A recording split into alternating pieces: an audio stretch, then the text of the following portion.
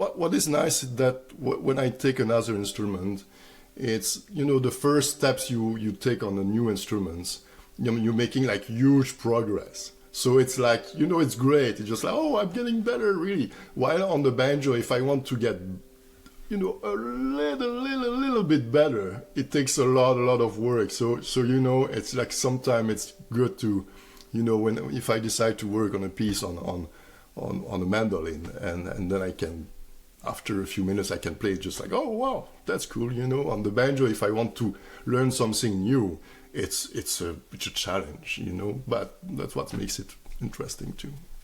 Hi, you're listening to Conversations with Musicians with Leah Roseman. This podcast strives to inspire you through the personal stories of a diversity of musicians worldwide, with in-depth conversations and great music that reveal the depth and breadth to a life in music. Guy Donis grew up in Belgium, where he had fallen in love with the banjo and proceeded to dedicate his life to it. In this episode, he describes how he taught himself a 5-string banjo, learned about bluegrass, and expanded his musical horizons by collaborating with jazz and classical musicians. He immigrated to Canada many years ago and is well known in the Montreal music scene. He's toured Canada extensively with Notre Dame de Grass and other bands, and in this episode he talks about his newest project, the Montreal Bluegrass League, and a track from their latest album is included in this podcast. Some tracks from his 2 trio albums are also included earlier in this episode, in which you can hear Guy's progressive jazz-influenced original music. Like all my episodes, you can watch this on my YouTube channel or listen to the podcast, and I've also linked the transcript to my website, leahroseman.com, where you can sign up for my weekly newsletter to get access to sneak peeks for upcoming guests. Please do share this episode with your friends, and consider supporting this series by buying me a coffee. The link is in the description. Now to the episode. Hi Guy, thanks so much for joining me here today. My pleasure. It's so interesting to me that you're a bluegrass player when you're from Belgium. Yeah, it's a weird thing. I admit that. Well, it's you never know why all of a sudden an instrument just catch your attention. I come from a musician family, and I've tried several instruments in my youth, and one day I saw a banjo player and I was fascinated for some reason. You never know why exactly. What was the context? Was it a concert or at a cafe? We were in a community cottage, kind of, and so all people from all around Belgium or even Europe could come there and stay there for the night. There was like maybe 10-15 rooms, and then we were used to go there really often with my parents. It was part of her organization, it was, and so one day somebody showed up there with a banjo, and my father was playing guitar, so they tried to play together, and I was fascinated. I don't know why. I mean, the spectacular thing is probably what got my attention first. That's what people remember of the banjo first. It's like so many notes all of a sudden just pops out of that instrument. Mm-hmm. So I've had 2 other banjo players on this series, but they play clawhammer style, so quite different. Mm-hmm. Yeah, totally different. I mean, many people ask me, "Oh, can you teach me clawhammer?" And I say, "Well, no, I'm sorry, I don't play." Very few banjo players play both styles. I know a few, but the technique is so different. It's even like counterproductive, I think, if you try to play both, because the movement is so different. When I play bluegrass, I want my thumb to be as free as possible and moving on all the strings as possible. When you play clawhammer, your thumb is stuck on the first string most of the time, and you want it to be there all the time. So you see, it's just like, but some guys achieve it. I mean, they can do it. But personally, I never tried it. I tried it once or twice and say, well, no, it's so opposite to my usual technique. I won't go deep into that. You're about to hear Guy's composition Tchestou from his album Paroles with the Guy Donis Trio with Marie-Soleil Bélanger on violin and Solon McDade on double bass.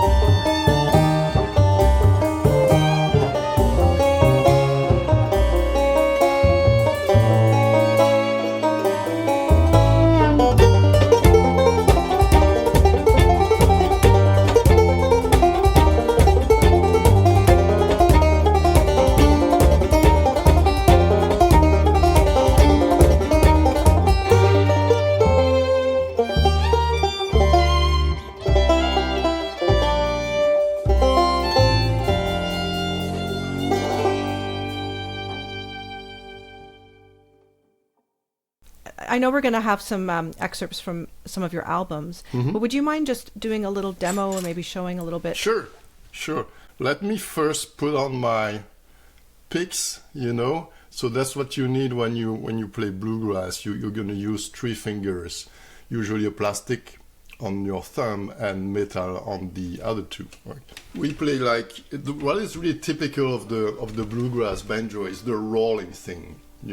That's why we play so many notes, and we have this continuous flow going all the time. It's really like that. It's really that technique. So it was like, if I speak about the different techniques, the first people that were playing the banjo in the bluegrass styles were mainly using the fact that the banjo is open tuned, which means I have a G chord without needing to use my left hand. So you can, of course, do something really easily, just adding a few movements on your left hand. I just hit one spot with my left hand.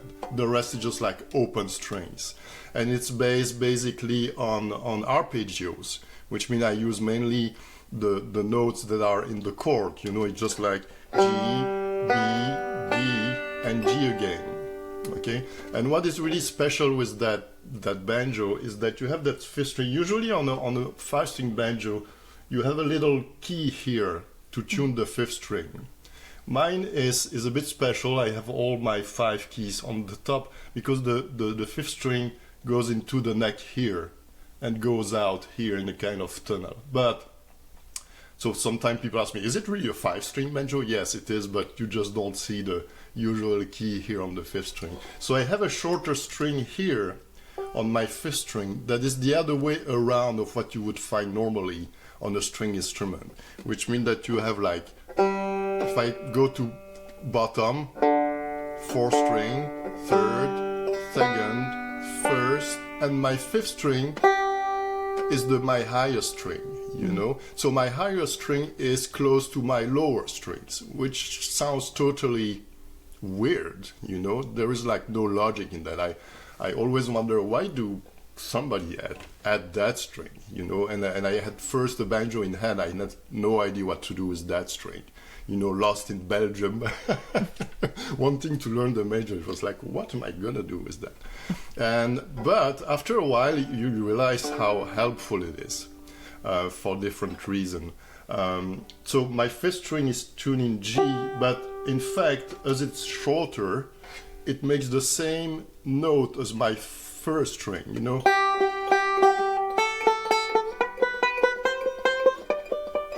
which allowed me to make a lot of close notes really easily. Here. So it's just like this proximity of these notes on different strings allowed me to make melodies really quickly without having to.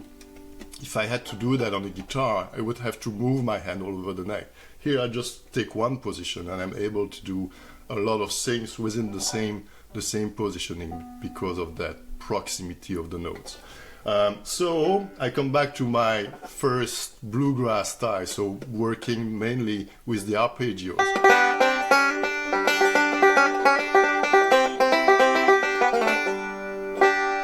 And so I'm using different rolls, like forward roll, we call that, thumb, index, middle, backward roll the other way around, middle, index, thumb, or alternate, thumb, index, thumb, middle. And it's basically these 3 movements that you move over different strings that allow you to play this style. And this style became famous in the late 1940s with a man named Earl Scruggs.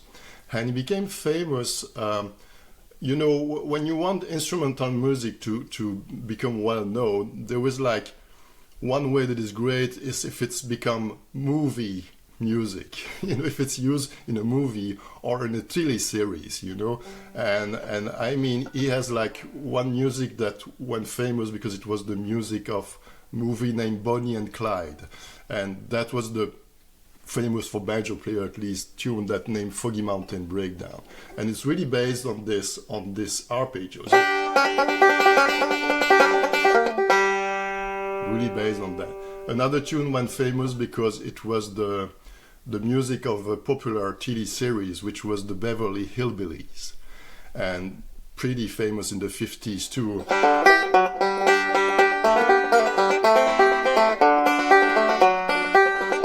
Etc., etc., you know. So it's just like, that's how the 5-string banjo became really a leading instrument in the bluegrass music. It was like that Mr. Earl Scruggs that popularized that 3-finger styles. I mean, he was not the inventor of it, but that's the guy that really like settled the technique, and really like, he was incredible because, so it was in the late 40s, and the way he was playing at that time, still listening to it now, which is like 80 years, well, yeah, you know, like 70 years later, his playing is top notch. He directly understood and directly played it at the best it could have been played.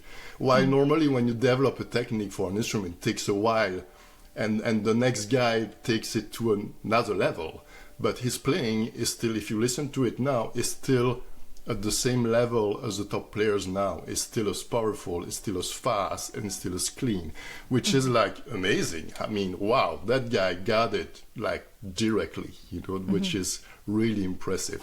Later in the process of the instrument, people have developed different way to use the instrument.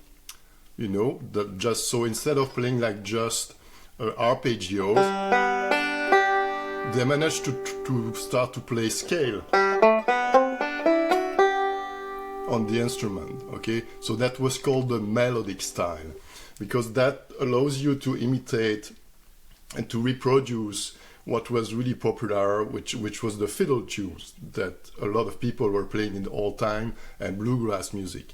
And with the arpeggio style, you could kind of play around the melody, but not having it precisely like a fiddle player or a violin player or a mandolin player would play it. So that melodic style allow you to develop the playing to be like more closer to the real melody of the tune, instead of, you know, doing something around it with your arpeggios. And the third technique was like to, again, so the melodic style was using scales in a very special way, typical to the banjo, which is that I play my first note. It's a G scale here that fits the instrument because I'm in open G. So I start my scale on my 3rd string, and to play my next note, which is higher, I'm going to a lower strings. That's kind of a strange way that is typical to the banjo. So I'm playing my G here, I'm playing my A, my G on my 3rd string, I'm playing my A on my 4th string. Then I'm going to my 2nd string open B, and I'm going to my 3rd string again to go to my higher next note. I'm going to a lower string. So, okay, now I'm getting my 1st string, 2nd string, and I finish it with my 5th string.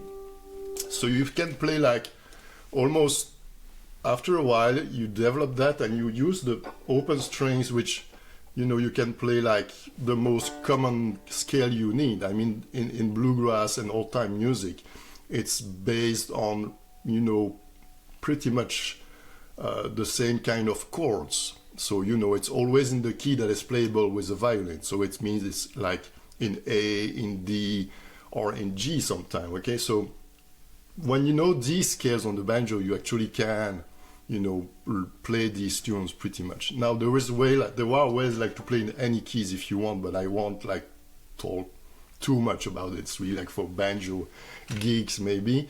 And now later, people have developed a way to play scales, which what we call single string. So which is more closer to what a guitar player would do, which means we play several notes on the same string. Like if I play, you know, you see it looks even closer to what a guitar player would do, which means I play 2 notes on the same string, and I go to the higher string to make the higher note. It's more logical to, it looks more logical than. So you have two ways to play these scales: the melodic style or the single string styles. And single string came pretty early in the process too. I mean, even in the 1940s, 50s, like at the same time as earthquakes, people was playing this style. But it wasn't until the famous banjo player named Béla Fleck came in and really like started to develop that single string sing up to an incredible level, that like all the possibilities of the single string like came out. And so it allows you like to improvise just more closely to what a guitar player would do. And so he was able to play in any style of music because he could master the original style. I mean the basic based on the arpeggios. He could master the melodic style. He could do like scale in. I mean, if I want to make a melodic scale in the E flat, I can do that.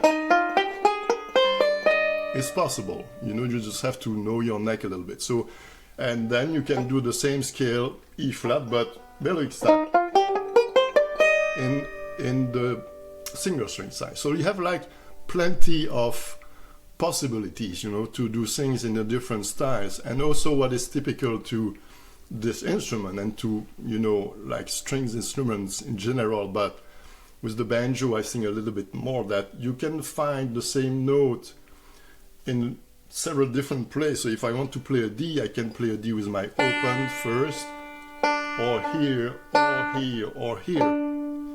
And so having these two elements, which I can play a lot of notes close to the same position, and I can find the same note on different places on the neck, it makes it really interesting, and it can be confusing at some time, because I mean, okay, which is the best fingering to play the same note? I mean, if I play like a simple, for example, if I play like, or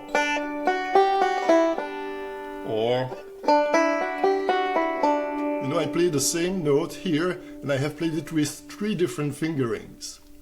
While on a piano, if you want to play that note, there was one way to do it, not 3 ways, and I probably would have more if I was looking forward to it. Yeah. So it makes it like incredibly interesting, but can be confusing at one point. So listening to your albums, Guy, it seems like Béla Fleck was definitely an influence. Well, of course, I mean, it's just like, how can you avoid it?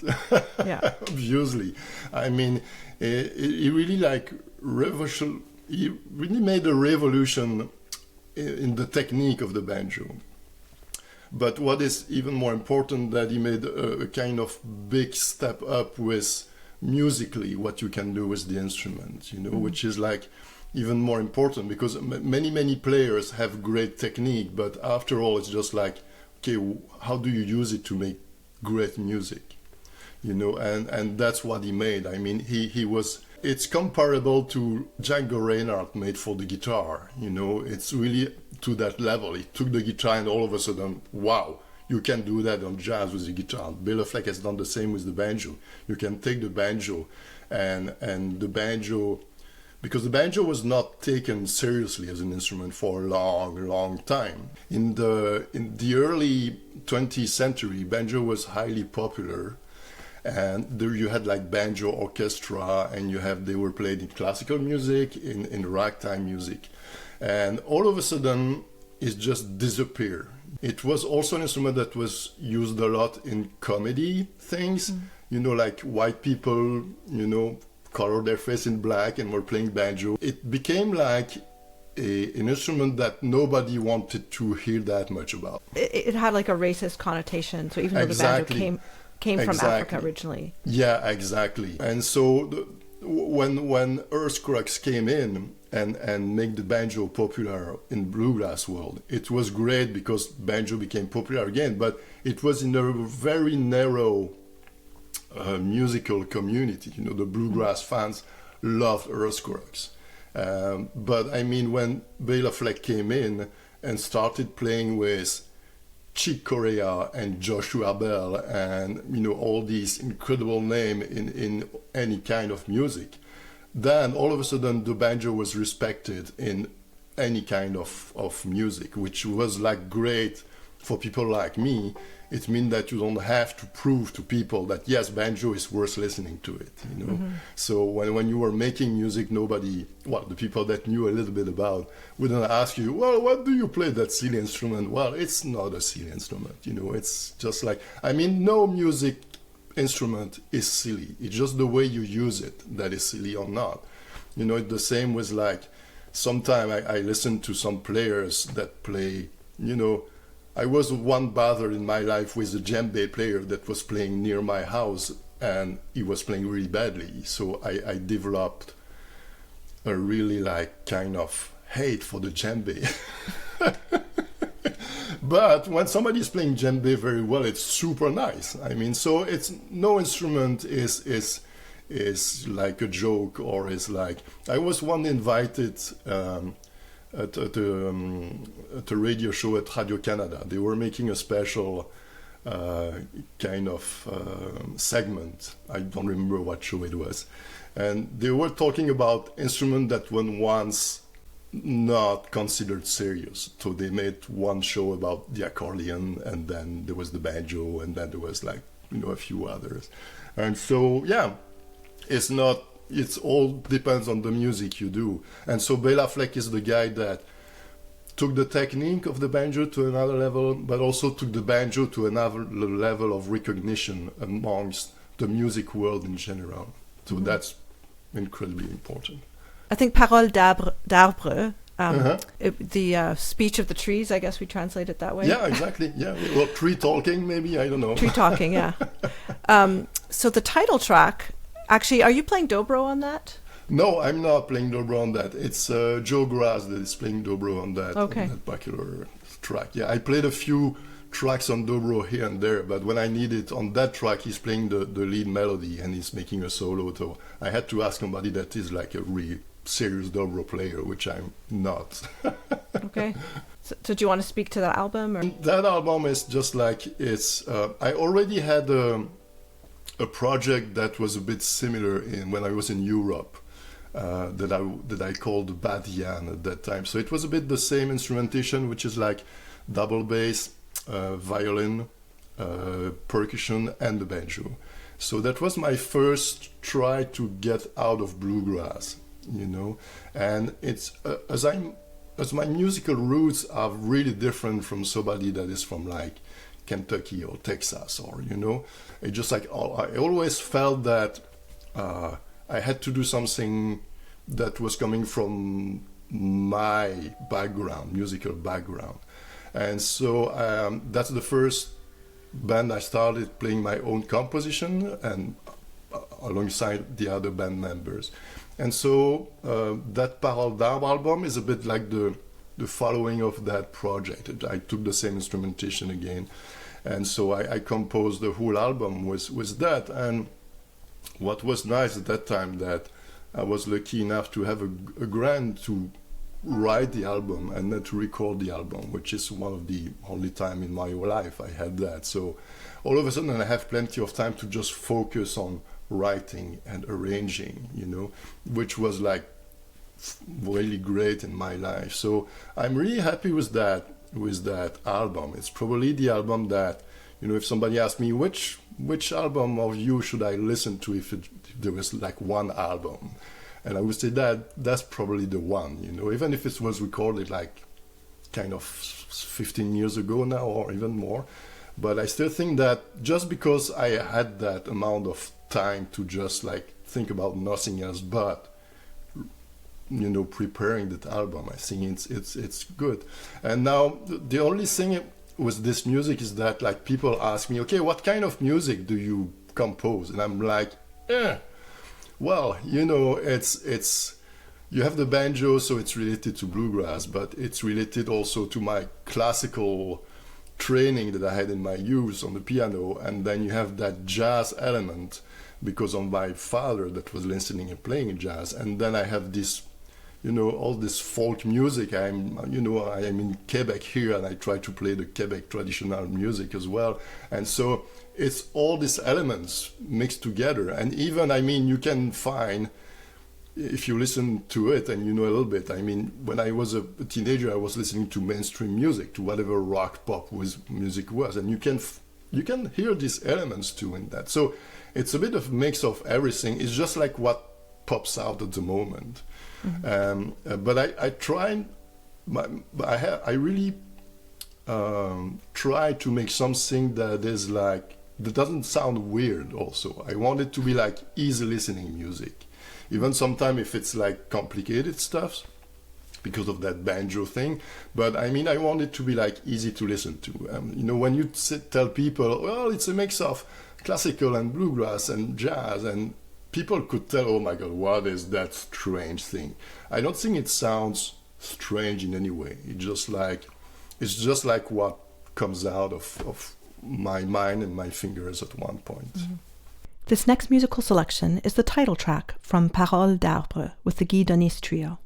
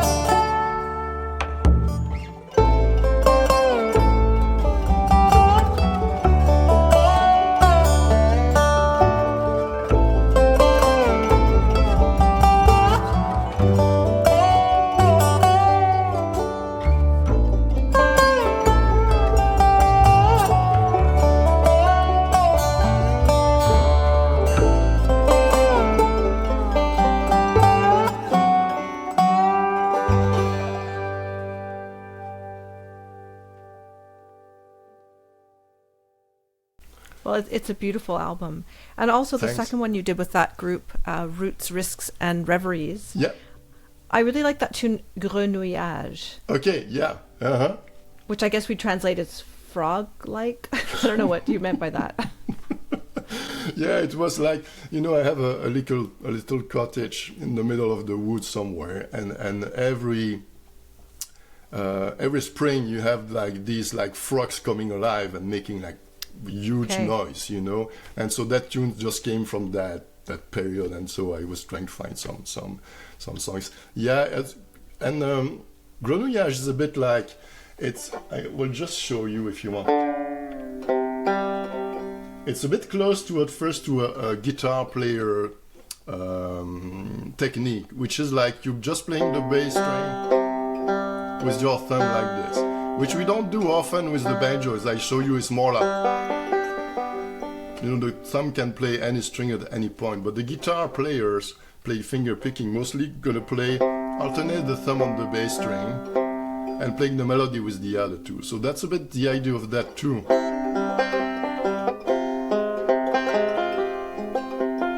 I won't go too far because we're gonna listen to the real tune. So that was the idea of that tune. It's just like, give it a different bounce, and you see a little bit of the guitar technique on that.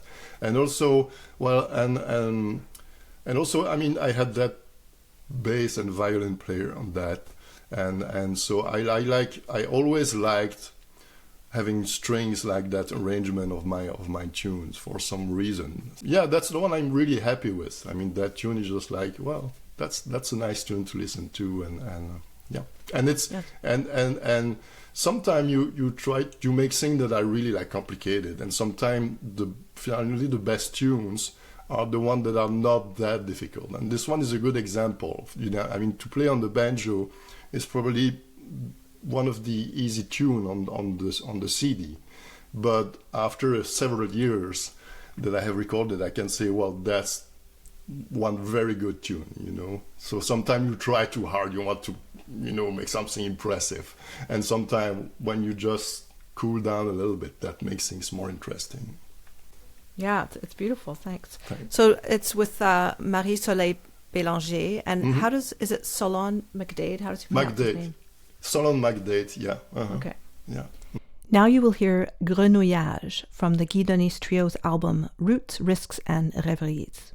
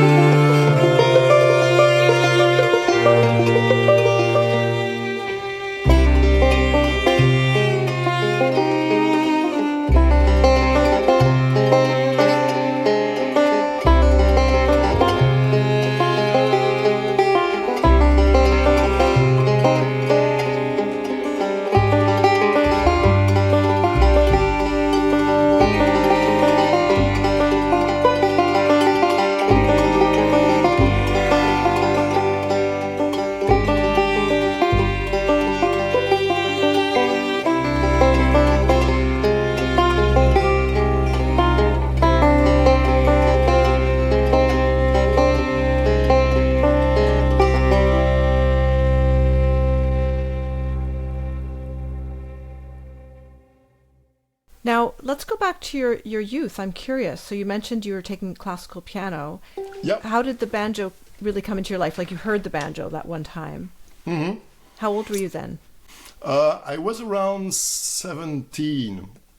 So I took like a classical piano from probably 7, 8 years old until my teenage years came in, and then I didn't want to play piano anymore. I think it was not that cool, and so that's something I regret deeply. I mean, I should have gone further, and then I was like fooling around with the instrument, in the house, as I told my father was playing guitar and my mother was playing classical piano, and my father could play a bit of jazz piano too. So I had all these instruments. I was fooling around on the piano still, but more on a bit of jazzy stuffs.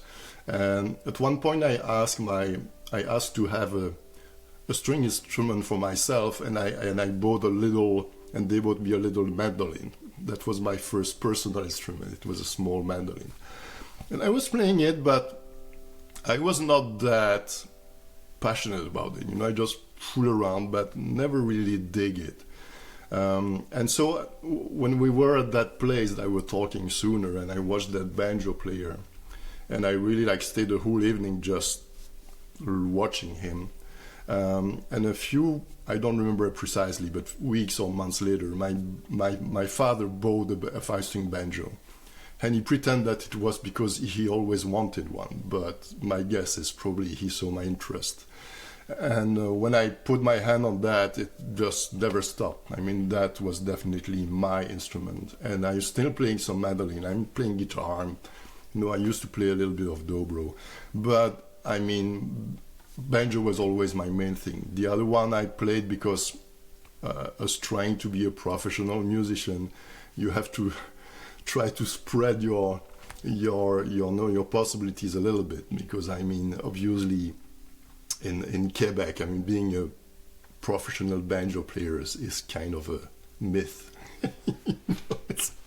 So but I mean, banjo was always my focus, and even like I'm playing the banjo for more than 40 some years now, and I'm still taking it every day and enjoy it and finding new stuffs every day. So it's still a work in progress, even after all these years, which is amazing, which is like truly amazing. And what is amazing too, that, I mean, when I took the banjo, when I first started playing the banjo, I started a few years after Béla Fleck did.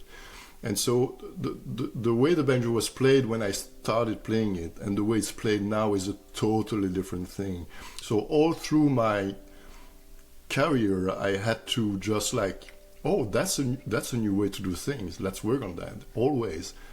It's not like, I mean, you're a violin player, and I guess when you learn classical violin player, the technique is pretty much set up. That's the way you do it, and it probably won't change much during your life. While the banjo, at the stage when I started playing and where it is now, the technique has changed a lot. So I had to adapt myself, and to try to keep up with all these guys that were coming in, like Béla Fleck and some others, just because I was interested in it.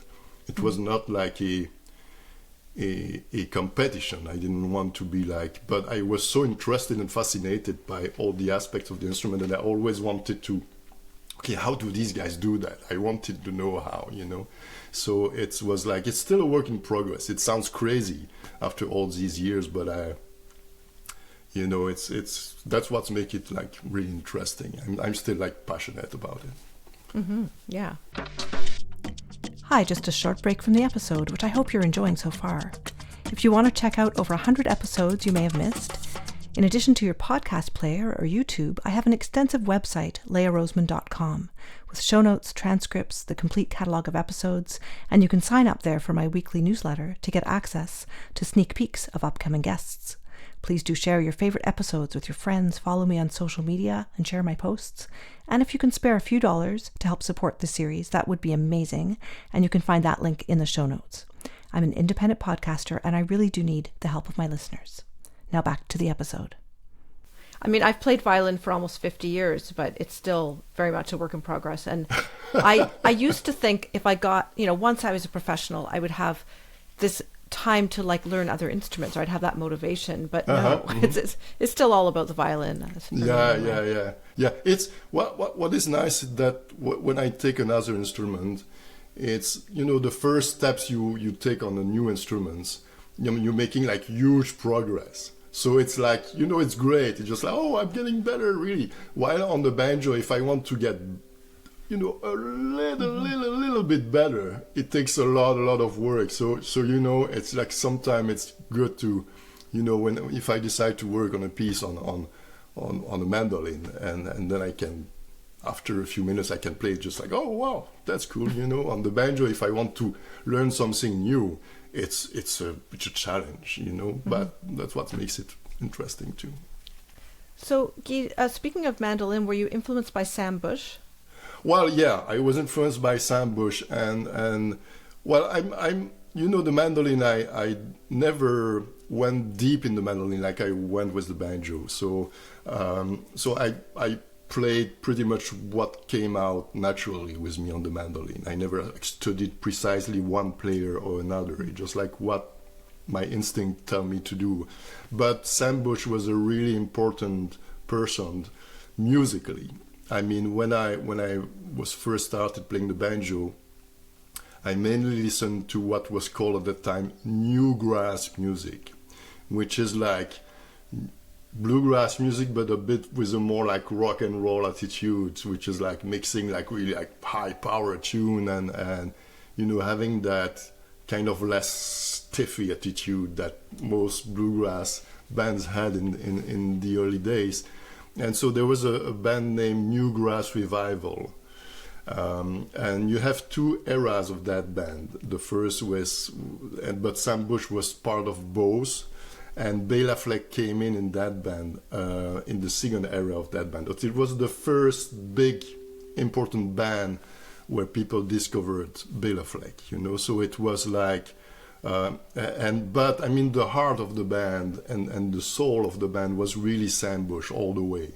And so he was more important as a musician than as a mandolin player, because I never was studying mandolin that hard, but I was listening to that band it was like probably my main influence when I was starting playing the banjo, which was in the late 70s, early 80s. It was like that was like the thing that really like, wow, I love that kind of bluegrass technique, a bluegrass root, but with that more like, oh, go for it, let's rock it, kind of energy that Sam Bush was bringing. Mm-hmm. Now, in Belgium, did you have mentors? Did you have teachers? Were you? I have teachers. I would say it's people showed me some stuffs, but I learned. So people showed me the few roles. So finally, I was able to understand what my fifth string is supposed to do, and so it was helpful. Obviously, I wouldn't call them mentor, because pretty quickly I was way ahead of them, technically, because I was so fascinated and I was working so hard on the instrument. So I learned a lot by myself, which was kind of an adventure, because at that time you have like no internet, so no YouTube, no nothing. So to find information about bluegrass banjo playing in Belgium was kind of a struggle, I remember like recording vinyl on tapes and then playing, a 5-second sequence on the tape, trying to understand what the guy was doing and trying to reproduce it. But luckily at that time there was an important banjo player named Bill Keith that was living in France, and he was the main guy that developed the melodic style that we talked about sooner. And he was living in France, and he put out a few books about the banjo and melodic style at that time. So I was lucky to find a few and to learn his playing like upside and down. Really I went deep in that. So that was a great help. But I mean, after that, it was mostly like listening to. I remember at one point there was a company that made like tapes series of teaching. So I had one with Béla Fleck. You had like 6 tapes with all the book with that, and you can really go deep in his style. And I had another one made by another very important banjo player named Tony Trischka, which was Béla Fleck mentor. And then Bill Keys, the guy that has developed the melodic style we spoke about. So I mean, these 3 guys were really by far my main influences, And so I wouldn't call them mentor, because I met them, but I never learned, with them, because we were on different continents. So yeah, and when I put on my first band, I was obviously the only one that had an idea of what bluegrass music was. So I had to find a way that I was already the one that knew a little bit about it, even if I didn't know that much. So it was a kind of bluegrass band. And so it was, so that's why when I started to record my own music, all of a sudden I was playing with jazz musician and classical musician. And these guys helped me so much, because they knew so many things that I didn't know, harmonically speaking, how to make an arrangement, how to, it really like brought me to another level of understanding music. It was not in bluegrass, but just my understanding of music was really helped by these people. So, I mean, these people I had like some mentors that were not banjo players, but people that was playing with, that agreed with playing with me, even if I was exploring and not really knowing where I was going to precisely. And when I came in Canada, I finally found some people that were really bluegrass musicians, and I realized how different it is. So I had to go back to my bluegrass playing to be able to really be there, because my playing was good already, but I mean, to really understand the music and play it like the way it should be played, that's where I came in, that I really got it, finally. So you immigrated with your wife, and yeah. Why did you guys decide to come to Canada? Oh, well, that's a story, I mean, Belgium is a really strange place. It's a place that is good if you want to have a regular life and a regular job, and don't, that's it. I mean, if you want to work for the government, or if you want to work in a bank, or if you want to have like, but for somebody like me that wanted like to focus my life on music, it was not a comfortable place. I mean, it was a mess. I mean, not that I couldn't find a way to play music, but it was like, okay, you're not a usual working 9-to-5 guys, and all the administration. Belgium is a kind of an administration nightmare, because you have like the federal state that is divided in 2 communities, and then divided in 2 in provinces, and etc. and etc. And the fact that you have the French community and the Flemish community that speak Dutch, and there was like, they just can't work together. It's just like, if somebody proposed something, the other one was rejected automatically. And so everything is complicated in Belgium, because as they don't agree on anything, they have to make like compromise on everything. I mean, the name of just to give a strange example, the name of the soccer team in Belgium, what's written on their shirt is not Belgique or Belgique, which would be the name of the country in our national languages. It's written now Belgium in English, because no one would say, oh, you can put let's call it Belgique, it's okay, No, they just couldn't agree, so they decided, okay, let's write it in English, so nobody's going to argue that we use the national language over the other national language, So that everything is complicated in Belgium that way, and I just couldn't stand it at one point. I was like, okay, guys, just like get along with it, And it would seem normal for a banjo player to feel weird in a country like this, but my wife had the same situation. She was stuck in a job and couldn't go elsewhere, because when you get a job in Belgium, you stay there, you don't move, and that's not what we wanted in our life. So at one point we decided, okay, that's enough. Let's go somewhere else. I mean, both my brothers, they started to work for a company when they were 20 years old, and they worked for the same place until their last working day, And here in North America, it's not usual, Most people, they change over, they like to change. It's when you meet an employer, it's actually a good thing if you have like different experiences. I mean, Belgium is the other way around. If you want to change, are you like somebody that makes a mess when you work somewhere, or I mean, you have instability issues, or so. Well, that's there, and I mean, it was a great experience. I mean, I never looked back. I mean, I never once in my life thought, maybe I should have stayed, or maybe I should go back.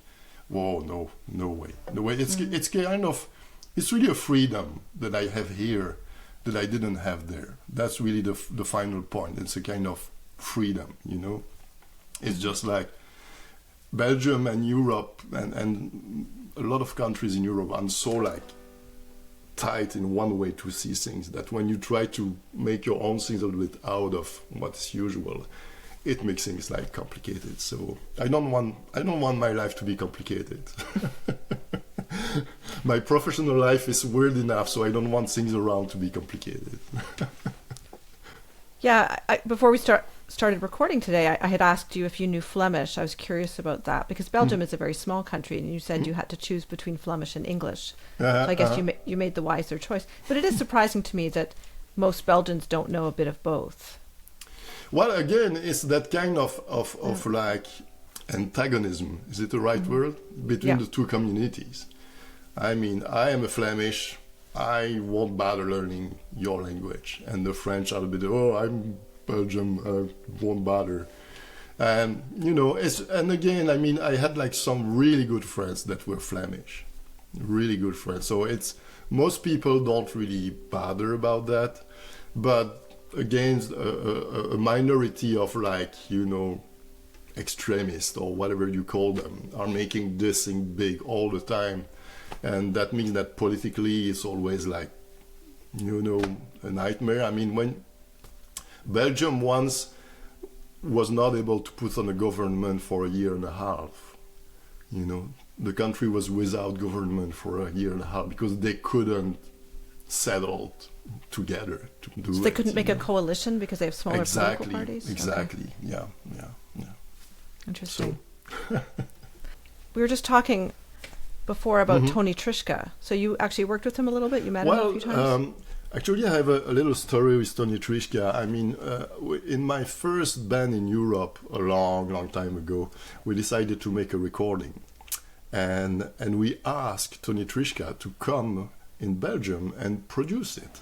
And he came. Oh. And so it was fantastic for me to meet such a high-hand banjo player and such a nice person as well.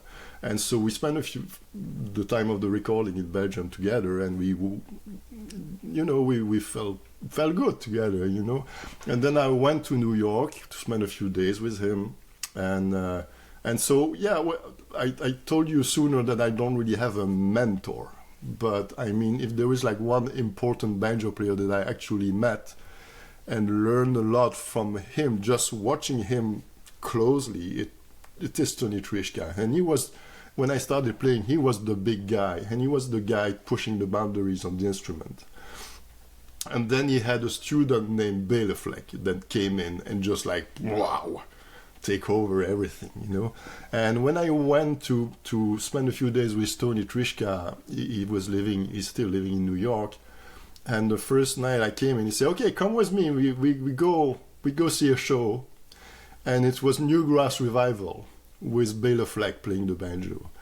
And it was all of a sudden, I was just coming out of Belgium from nowhere, obviously, speaking of bluegrass, and I was sitting at a table with all these big musicians because Tony knew them all, so I was there.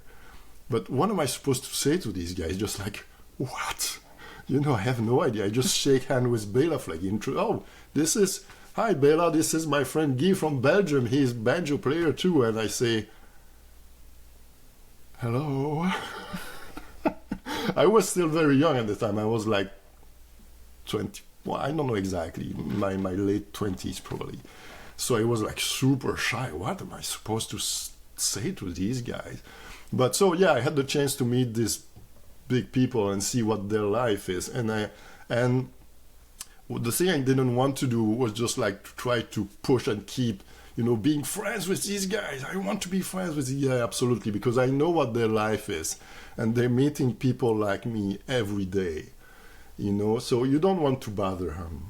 If it happens, it happens, but I don't want to guy sending emails every 2 days and then calling them and say, hey, no, I don't feel comfortable with that. There is one thing in my life that I don't want to do is bothering people. This is something I'm really scared of. Well, it is a problem. The majority of musicians are freelancers and have to have these business skills that we mostly aren't taught and doesn't come naturally to most artists.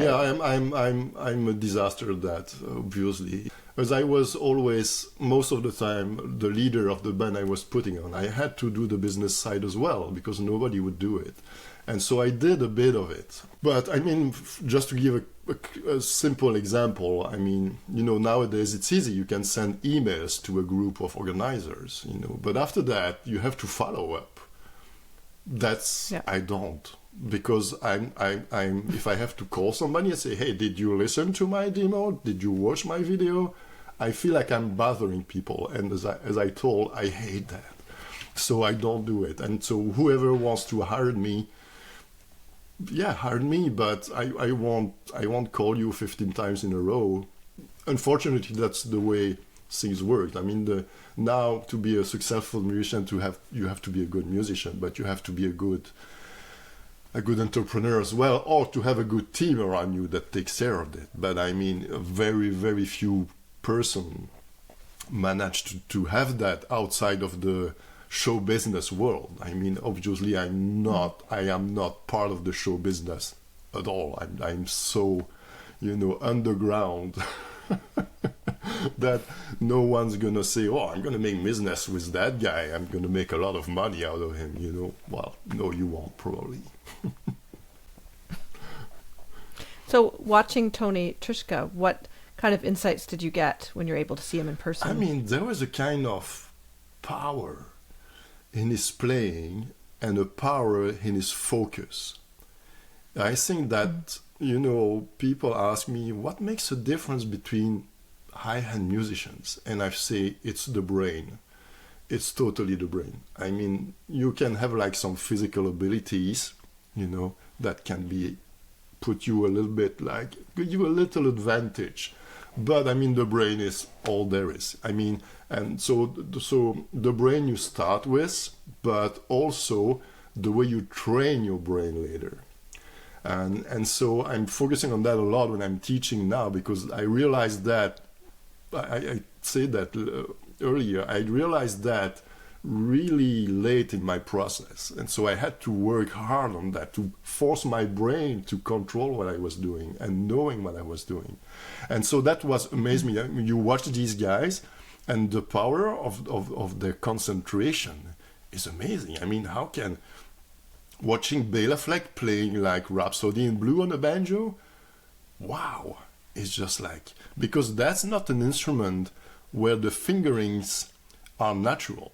I mean, when you're playing Jean-Sébastien Bach on a violin, I guess the fingerings, the tune was written for violin, so it's logical, so it's easier to remember because you have the melody, and the melody feels natural. When you have to play Jean-Sébastien Bach on a banjo, the fingerings are not natural at all. So it takes like a lot of mind power to be able to do that, you know. And so I'm always like really impressed with that. I think that's what makes a difference between these guys and the others. So should we talk about the Montreal Bluegrass League? Yeah. So the Montreal Bluegrass League, you know, I for many years my main act in the bluegrass was a band named Notre Dame de Grass. And so we toured, you know, in pretty much all over Canada. But I never have made in my life a bluegrass album under my name. I have made several with bands, but never one under my name. So that was the first idea. Finally, maybe I should do one. And the second idea was I wanted like to gather all the people that I had a chance to work with in Montreal since the year I was there. And it was at the beginning of the pandemic too. So, and at that time I was thinking, oh, maybe I should do a series of videos with my friends, you know, put that on YouTube just to have fun and show people what we can do together. And then the pandemic came in and the whole planet were making videos. And so I decided, okay, no, that's not a good moment to do that. And so I started recording tracks of the tune that I thought would be a video at first. And I did that by myself, you know. I was going to my little cottage with my gear and started recording things, making like pretty much a pre-prod. And after a while, I listened back to it and I say, well, that sounds good, you know. And so I went further on that. So I prepared all 14 tracks. And I asked the 14 people that I have in mind as a guest, would you be part of it? And all 14 people accepted, which was like, wow, thank you very much. And the second great thing was that when they came in my studio, kind of, you know, mostly for the singer, I have imagined what could be good for them and what key they could sing in, etc., because I know them quite well, but it was still risky, you know.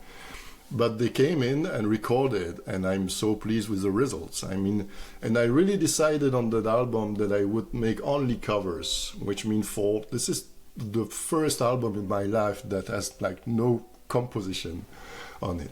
I decided no, it's just like it's going to be like all covers, just because when I was playing around, you know, I playing in several different bluegrass situations, and I didn't have any bluegrass CDs to sell, and most people don't know nothing about that music here around, or don't know a lot. So I said, no, I want to show people what bluegrass is. So I really decided it's going to be like all covers from all bluegrass, you know, person from different areas. So it was like from the early days until like some more progressive things.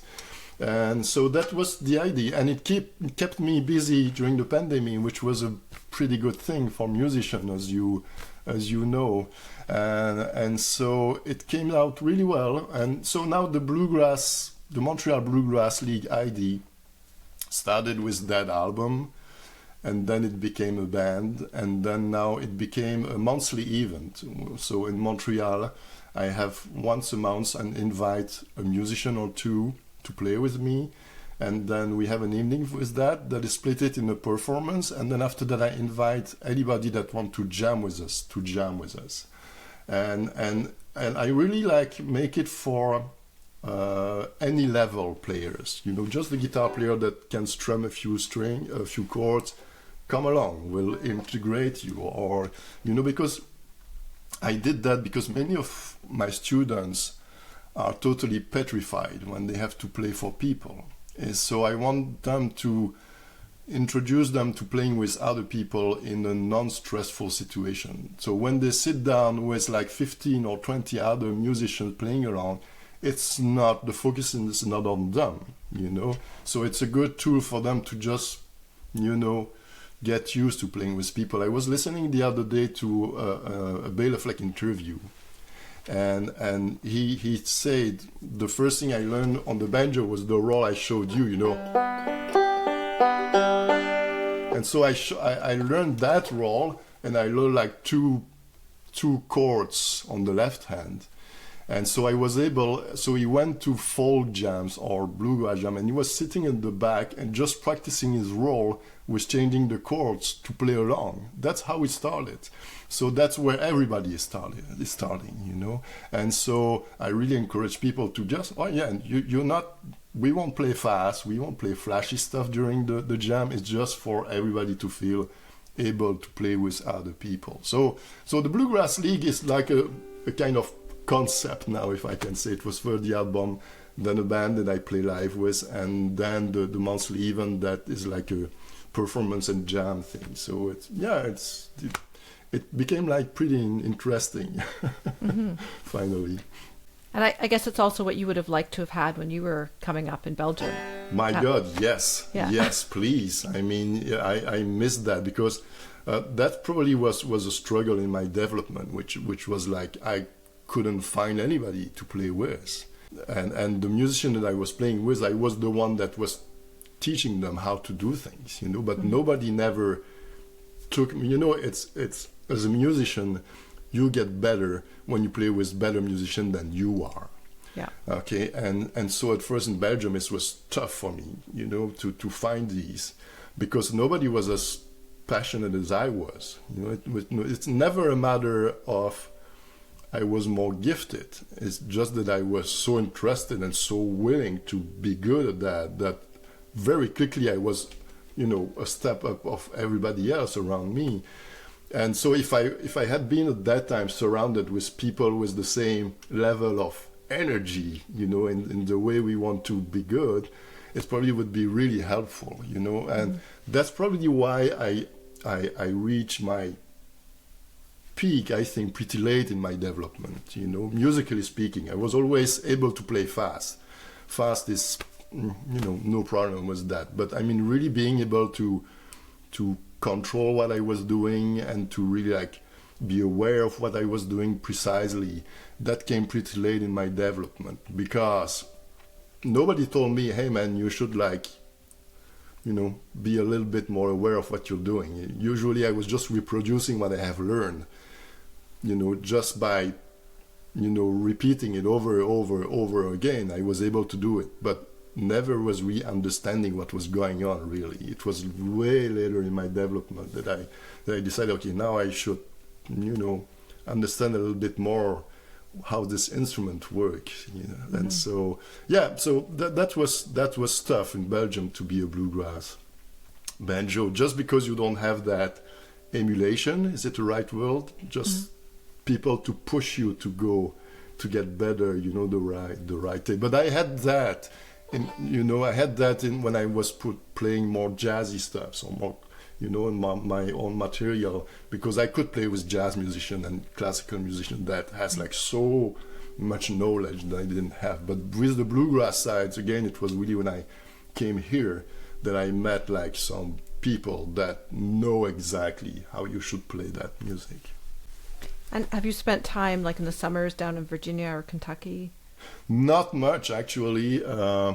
Obviously, first thing is just like the summer, there was like two situations. Or I'm touring and I'm busy, or I'm not touring and I'm broke. So I can't allow myself to go all to these old festivals and take a plane and just, well, no, I just can't, you know. And that's something I wish I could do. I mean, just go there and jam with as many people as I can.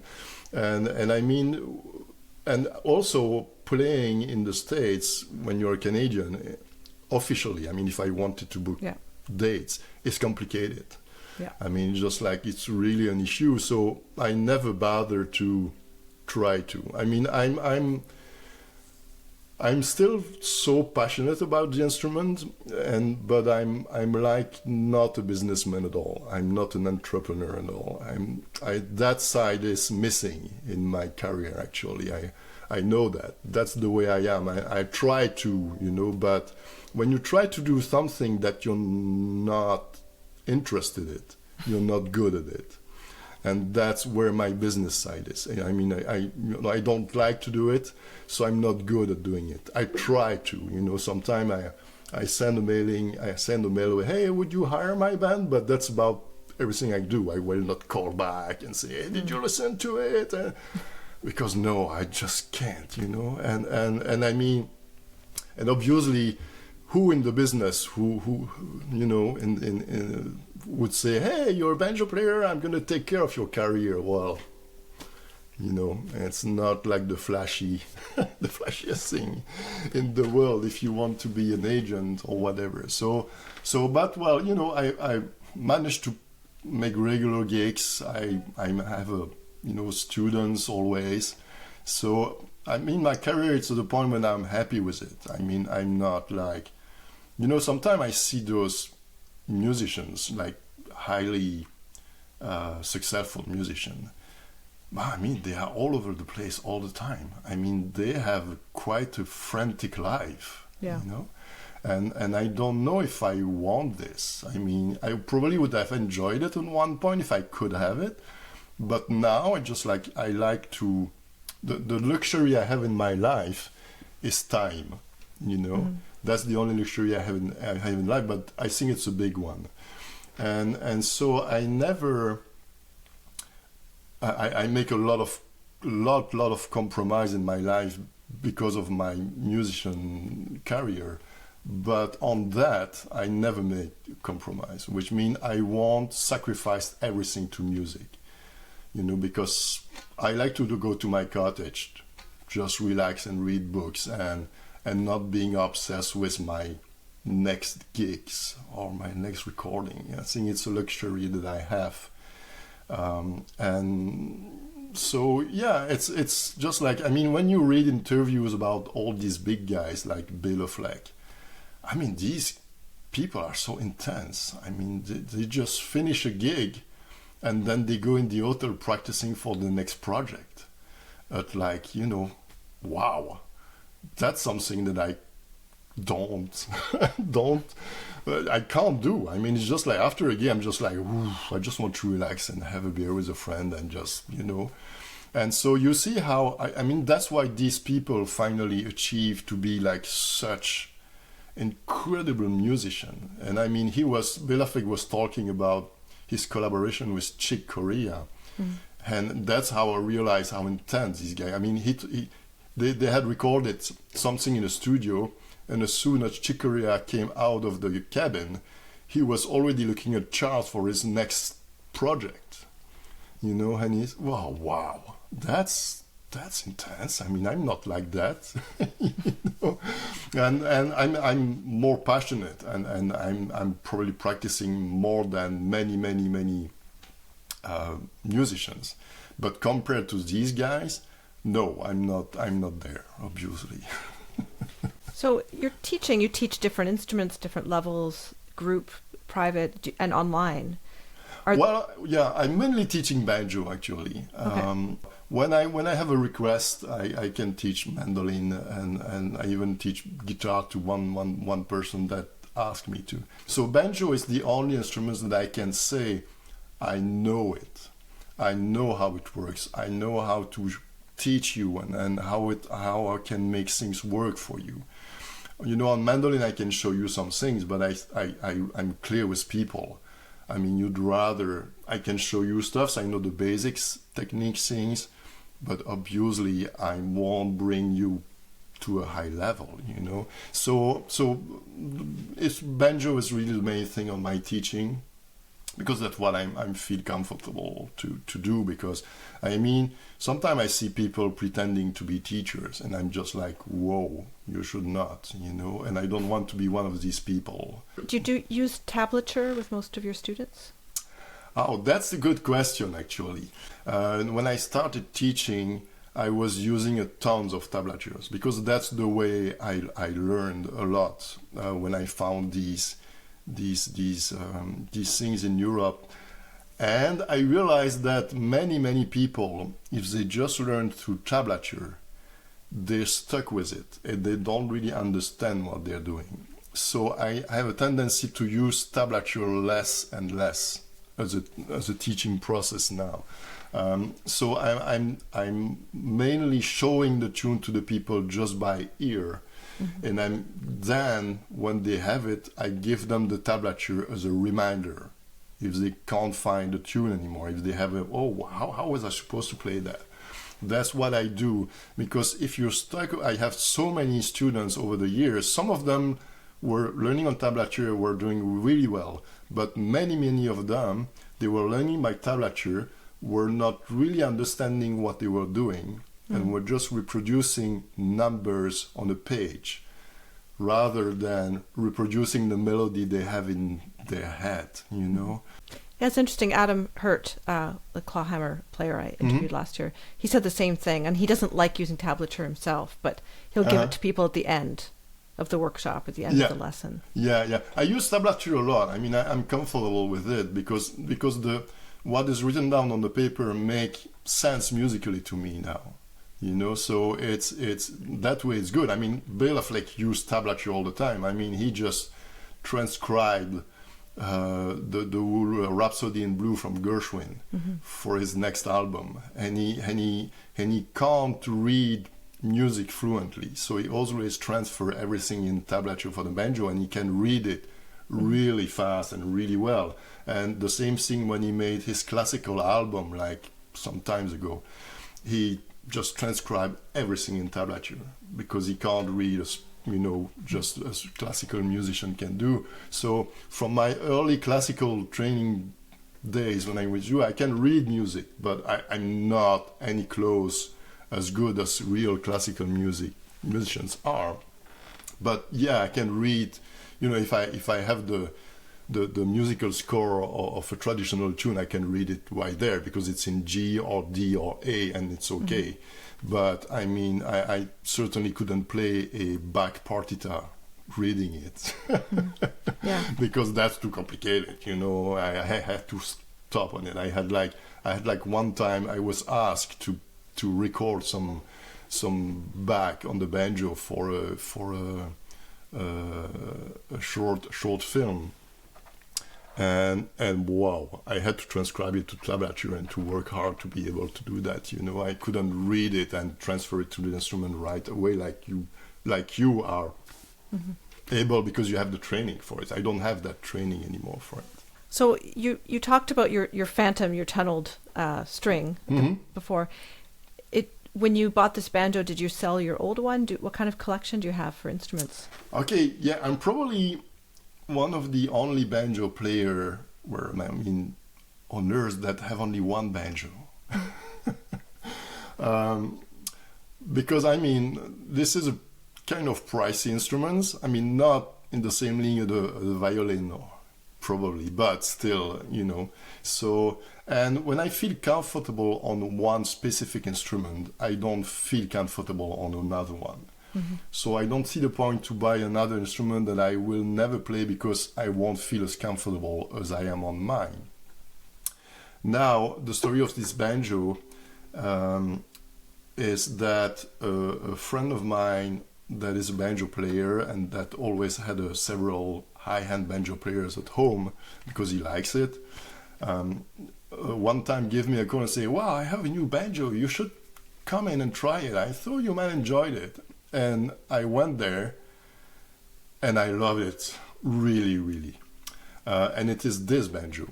And at that time, the guy told me, well, he looked at me and he saw how much I was fond of this banjo. But he said, well, I won't sell it. I just bought it. I want to use that banjo. Okay. But I went and I bought a similar one, the one that I could find in a shop in Toronto, which is the 12th fret. About the only shop in Canada when you can find high-end banjo. And so I bought a similar banjo, but it was a different wood, and it was a different tone ring. The tone ring is the middle part that you can see here, okay? And I was happy with it. It was good, I loved it. It was the same kind of wider neck, with a radius, which is not usual for banjo. Usually, most typical banjo is a flat fingerboard.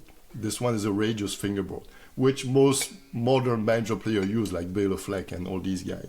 And bit of tuning. And so I always had in mind that when I tried this banjo, it actually sounded a bit better than the one I bought for some reason. And so a few years later, the guy called me and said, "Oh, finally, I never get used to that banjo. I'm going to sell it." And so I bought it and sold my other. So the brand of the banjo is a Nechville banjo. Mm-hmm. And so it's a brand that makes only banjos. And they really changed the whole way the instrument is built.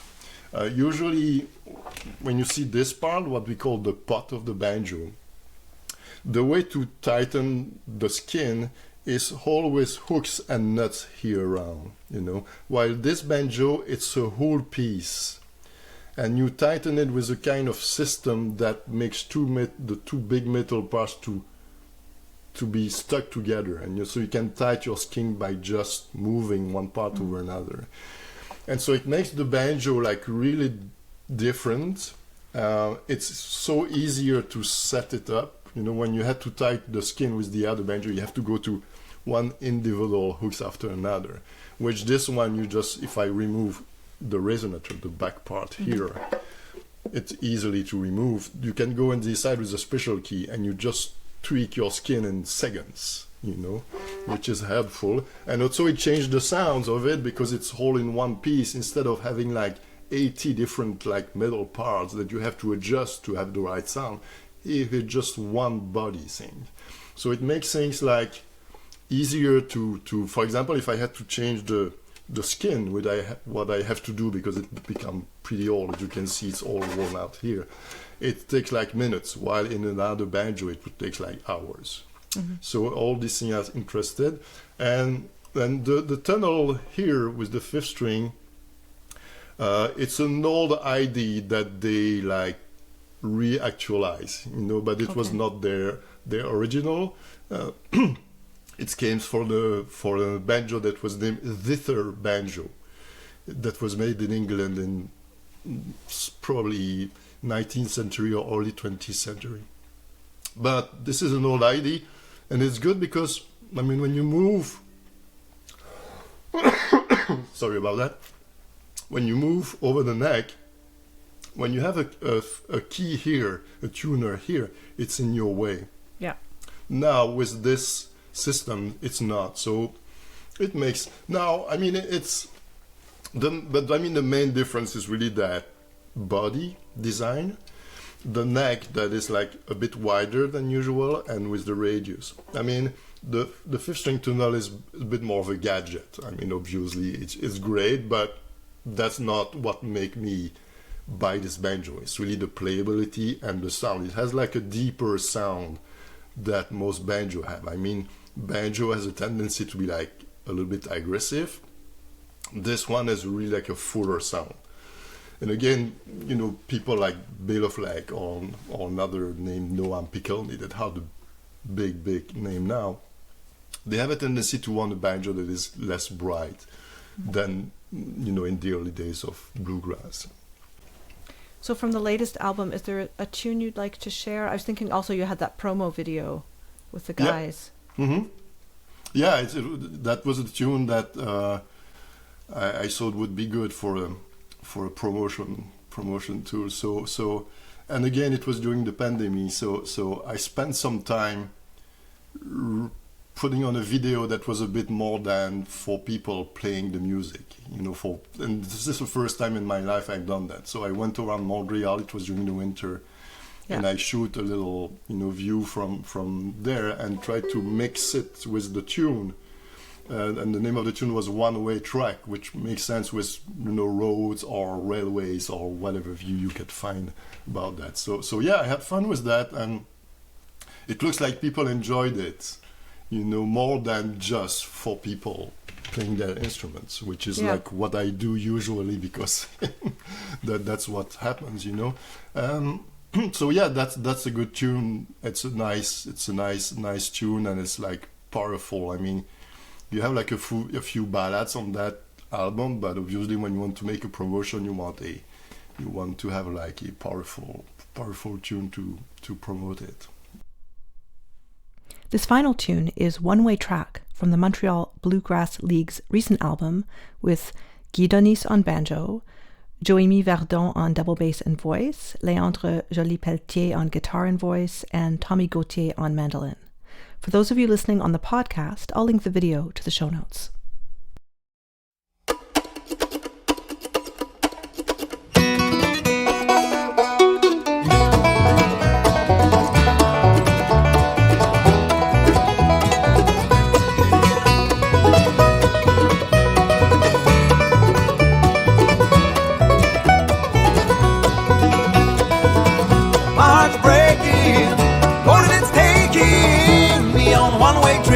On down the track, my soul is burning, wheels are turning. Hey, Mr. Engineer wants to bring my baby back. Well, she left me this morning, my head is hanging low. Can't you hear that whistle blowing? I don't know what I've done, I guess I had too much fun. Lord, I hate to see her go. My heart's breaking, Lord, it's taking me on a one-way trip. On down the track, my soul is burning, the wheels are turning. Hey, Mr. Engineer wants to bring my baby back.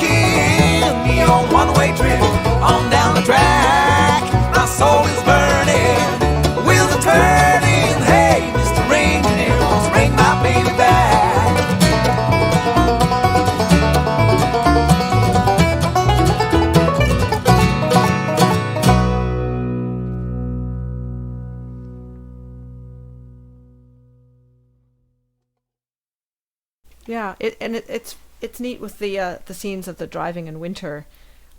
So for the people, most people listen to this podcast audio only, but for those who are watching the video, could we share that video as part of it? Sure. Okay. Sure, yeah. Were the winters a shock for you though when you first immigrated? I love it. Yeah. I love it. No, really, it's weird because most Quebecers are moaning about the winter, and I like it a lot. As I'm originally from Belgium, we have a weather system that is pretty close to, Great Britain or Ireland, which is like it rains a lot, and you have like many cloudy days.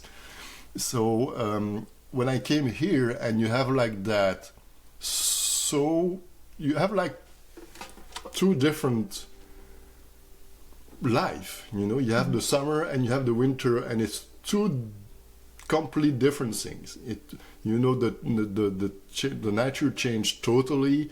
I mean, you have such a separation between two. While in Belgium, you can have the same temperature in December and in July sometime.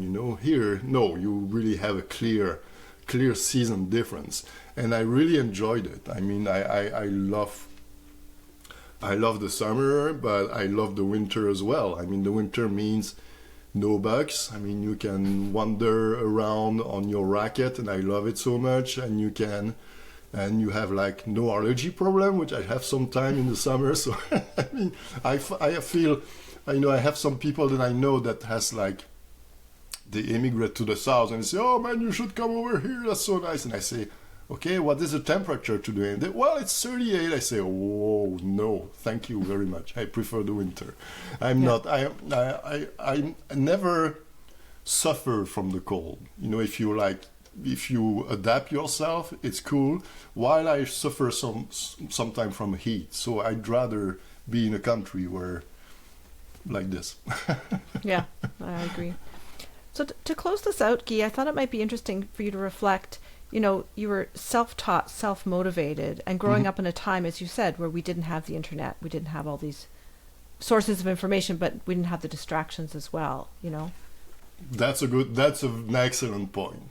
That's an excellent point. And even for myself, sometimes I find today that just like, oh, please, I mean, shut your art computer and practice. What are you doing, you know?